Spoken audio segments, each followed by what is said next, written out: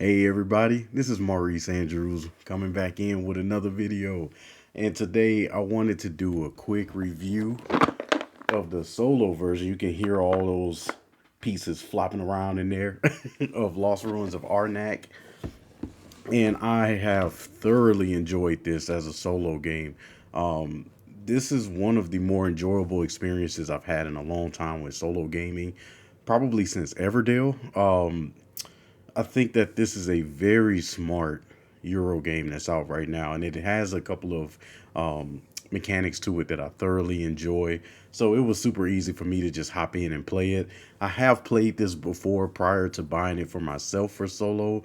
I have a couple of friends who got the game, and it's been pretty cool playing with them with it just to kind of see all of the different actions that they can come up with. But this game, if you're not too familiar with it, you're playing as an archaeologist that's going out trying to find some of the more valuable artifacts that's laying around Arnak. And so you have to either go out and dig sites or gain some resources to go up a research track so that you can get more perks or fight the guardians that's protecting some of the different dig sites. And there's these items and artifacts that you can pick up that gives you these special abilities. So it's a resource management, worker placement, deck building, tech tree game. So there's a lot of mechanics that you're trying to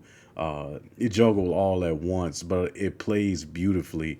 So on your turn, and of course you're going back and forth with, in a multiplayer game, you're going back and forth doing what they call a main action, and then what they call free actions. So a main action is you placing a worker somewhere, fighting a guardian, moving up the research track, buying an item, buying an artifact, um, or playing a card from your hand. And in doing one main action, you can do a ton of what they call free actions. So they may generate resources or do things to be able to manipulate other things that you may have already exhausted during a previous turn. So it allows you to be able to empower yourself to have these main actions happen to where, instead of just doing a main action, maybe you do some free actions to get money to do a main action that will give you more benefits down the road or immediately. And I think that this game plays extremely well. It's so smart with how the different actions that you can do can affect the game later on down the road. And I think that with the research track, which I think is extremely important in this game, as you go up, if you're going up against the automa that's in this game, the automa, they have these little tiles that, so whenever you play a main action, you flip over from the stack of tiles that it have, and whatever the action is on there, you do that for the automa, and then you go back and do your action. So it's a back and forth, but they only have about 10 things they can do per round. So you're trying to get yourself to outpace the amount of actions that they can do, and win the game. So it scores regularly, just like any other game. And I think that it's one of the most beautiful things about this game is I didn't feel like I was playing a solo game, because a lot of times with Euro games, they have this like slightly off off brand version of the main game, and I felt like with this one I was playing the main game. So yeah, so this game is phenomenal. Is this game, I'm gonna go with the word lunchable. So is this something that you can play during your lunch period? I would only say do that if you are a salary person.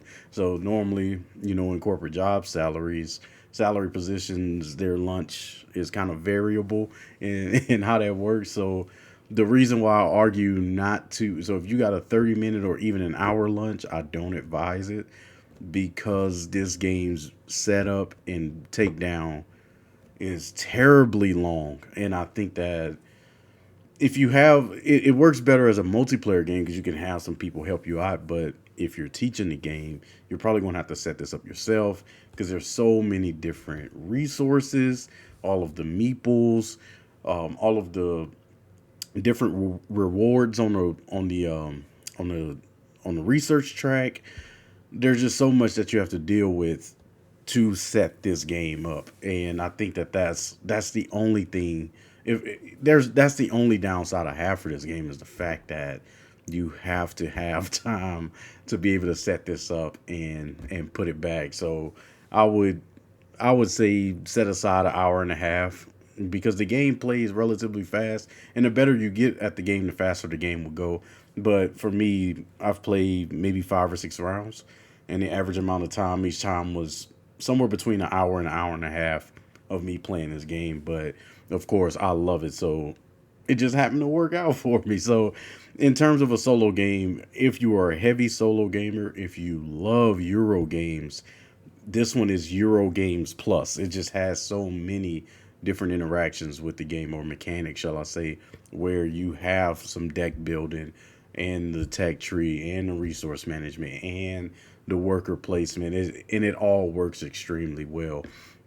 So yeah, my review of this, I wholeheartedly would encourage people to buy this game, and they're still coming out with expansions for this game as well. So if you get tired of seeing some of the same things within this game, which is kind of hard because even with the items or the artifacts that you can buy, they are there's a lot of them. There's decks of these two things that you can buy for your deck as you play the game, and it just doesn't.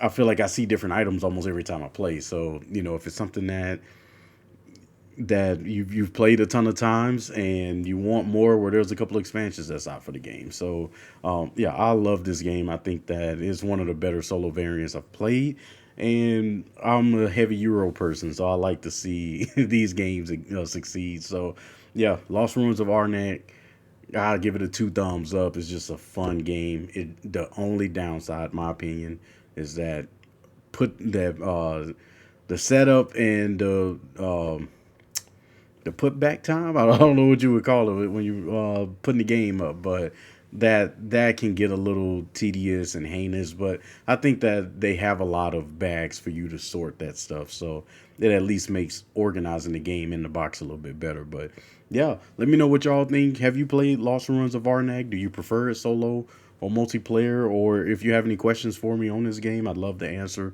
what I can. And appreciate y'all for watching. Have a wonderful day.